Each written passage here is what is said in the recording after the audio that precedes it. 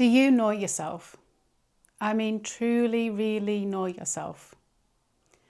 As a parent, and the fact we're getting ever more closer to the festive season, as this goes out, it'll be the 7th of December, you might be thinking, now's not the time to think about me, Carrie. It's about other people. And as true as that is, my point is, how can you truly be with other people at this festive time if you can't truly be with yourself? So I invite you to spend some time in this next week, so this first half of December, to go within, just like nature does, and truly find you, your growth, who you are now. And when you can do that, the beginning part of December, you can then be there for the festive period, that second half of December, and be there for others. Be curious and go within and find a bit more about them. So how do we do that? I want to start this by telling you about a metaphor that I saw from Dr. Wayne Dyer. And he talks about an orange. And he says, this is an orange, and if I squeeze this really, really, really hard, what's going to come out of it? Orange juice. This is a grapefruit. If I squeeze this, what's going to come out? Grapefruit juice. Think about the orange now. This orange is you. Okay? And when you're squeezed really hard or triggered, however you want to say it, what comes out of you? Is it frustration, stress, resentment, jealousy, greed, anger? Or is it love, compassion, caring, thinking of others, empathy? What comes out when you're squeezed? And this is another level of knowing yourself. You know, I mentioned this metaphor to a friend and she said, oh, I get it now. And she didn't turn it on herself, funnily enough, but she turned it on a friend that she's going through a difficult period at the minute. And she said, I get it now. That stuff was already in her. When I said something, one particular word, one phrase, and she blew all up at me and I had no idea why, it's because she was feeling all that inside me. So if we go back and think over this festive period about the orange being us and what's in us, if we can think what is in us and what is coming out when we're squeezed or triggered, we can also realise what is in other people and understand and have compassion around that. So that's the deeper part of this. Let's go for the more superficial side first. And I want to talk and give you some things to look at, some prompts to look at to help you know yourself a little bit more. And I've done all these things, so I'm talking from experience here. So get a pen and paper, pause the video, get a pen and paper, you can write these down. So the first thing, if you're new to my channel, my name's Carrie and I'm a mindfulness teacher. So all this here, my channel, Mindfulness for Families, we've got to start with the parent, and that's why we're talking about know thyself. So the first thing I want you to think about is mindfulness. What is mindfulness? Paying attention to the present moment without judgment. Or another way to phrase it, the way I phrase it, to simplify it, is to be in the now with kindness. So when we're talking about this, all this stuff, this orange and this squeezing, it's to not berate yourself and shame yourself, but it's to do it all with kindness. So to have some mindfulness in your life is going to help you with knowing yourself more, isn't it? We talk about the gap in mindfulness. We talk about responding rather than reacting. So when you have the stimulus, when you're being squeezed, okay, someone around you knows and pushes your buttons and you're squeezed and you're triggered, Mindfulness is paying attention to that gap and that pause. So when the stimulus happens, instead of reacting straight away into resentment, anger, frustration, jealousy, all those things that you don't want to be, you don't want them in you. So we pause. We create this gap so we can then respond with love, kindness, compassion, empathy, understanding. So that's how mindfulness helps here.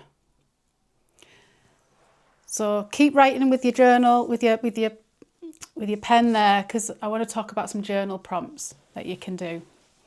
So this is a bit more of the superficial stuff here that you might have come across before, maybe you haven't revisited for a while. Say superficial, it's still valuable. But what's your likes and dislikes? So as a kid, you might meet someone for the first time, your friend, when you were a kid, and say, what do you like? What do you not like? I mean, back in the day, I'm that old, we had pen pals, and that's the kind of thing we used to say. My name's Carrie, and I like, and I don't like, and we'd say all that. So what do you like? What do you not like? And if you can't think right now, go back to your childhood. What did you like back then? I used to love rollerbooting. Rollerblades just started coming out as I was coming off them. So I never actually had my own pair of rollerblades, but friends did. And I loved it. And I bought a pair in the last year. And I went to a rollerbooting disco thing with my kids, and it was brilliant. Loved it. And had we not been selling everything, I would have kept them and carried on going. But I only did it the once. But I really enjoyed it. So what do you like and what do you not like? These things change from childhood. They change from 5 years ago, a year ago. So we need to keep refreshing and reviewing these things. What lights you up and expands you? So that could be slightly different than your likes. What lights you up? What truly makes you smile? For me, it's being in the sun. That's why we're doing the thing we're doing, leaving the UK as a family and travelling, world schooling, being in the sun, having a lifestyle that involves being in the sun. That is what lights me up, without fail, every time. What does it for you? What lights you up? What makes you feel expansive, not contracted and restricted? What makes you expand and smile and light you up? Have a think on that, journal on that. Okay, now we're getting a little bit nitty gritty now. So what are your values? And the next prompt, what are your beliefs? And I'm going to touch on these together because a lot of people will say they're the same thing. Again, these change over time, so it's good to review them. But we're talking here about you knowing thyself. So I want to know what your personal values and beliefs are. What are values and beliefs? A belief is what you believe to be true. And a value is something you hold of high regard that you're going to live your life by. I say the values are like your life rules. So coming back to them and reviewing them is really important. So an example might be, I'll show you two different things. So two people can have a high value on education for their kids. But this person's belief around that high value of education might be to go into school, putting their kids into school. This person's high beliefs around education might be, or high values on education, their belief might be to home educate.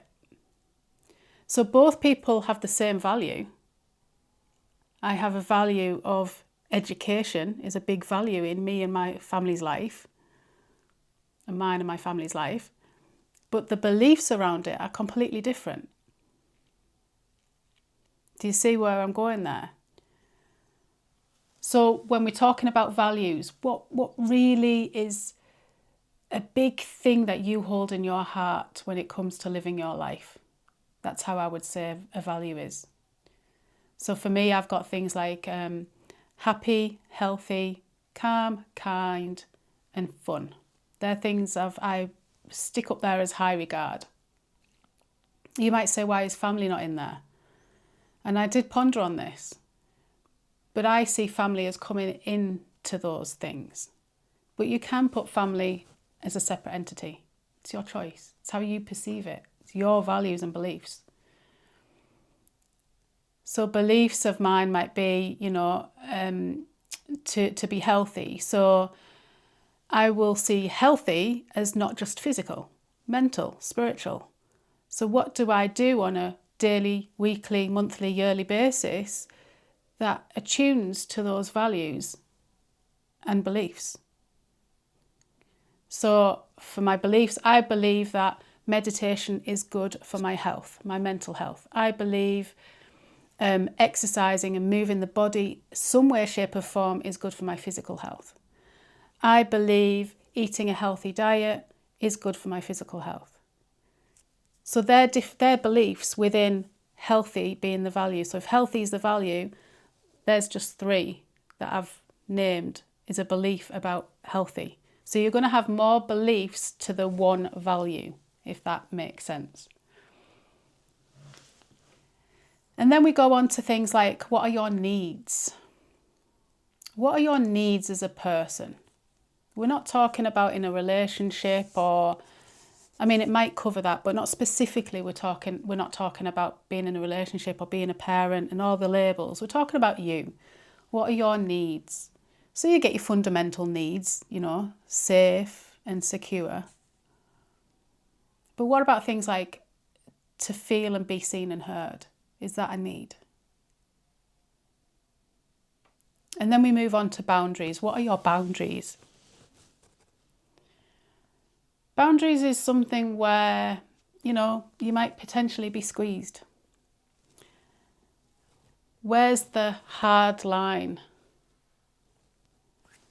I can take this much, but when people cross the line, or I cross the line for my own health, let's say, then I know things are going to go wrong. They're not going to go the way that I'd like it to. And we can only control so much when it comes to the external. We can't control everything. So what are your boundaries? Where's this line for you? It might be, I'm thinking of a personal one now. It might be that I value, back to values, I value meditation so much, I know the benefit of it, that my boundary is I need to do it as often as I can. I give myself some grace, but I try to do meditation every day. That's the boundary I put on myself. And when that impacts on other people, you might bring the family into that then and say, please give me my 10 minutes in the morning. Please don't interrupt me when I'm meditating. That's my boundary. And you're putting that in place, just as an example. And so the big one then, what do I want to come out of me when I'm squeezed? When I'm triggered, what do I want to come out of me? What's the orange juice? What is that for me? And is that what's coming out now? And if not, how can we change it?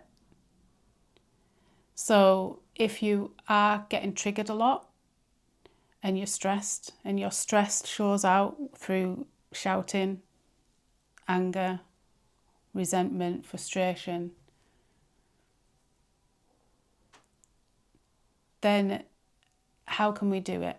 How can you change that? If that's not what you want to be inside of you when you're squeezed, then this is what you can control. What is inside of you that will come out when squeezed. So we have to remind ourselves of our values, of our beliefs on a regular basis. love, kindness, compassion, empathy, understanding of others, understanding of myself. Know thyself. So you might want to journal, a big journal session to cover all this, and then cover it on a daily or a weekly basis to really know what's going on inside of you. And the first thing is that gap, isn't it? The first thing is to create that gap and not react when you are squeezed. And then already knowing, because you've done this work, you've journaled, already knowing what it is you want. So, for an example, your kids are,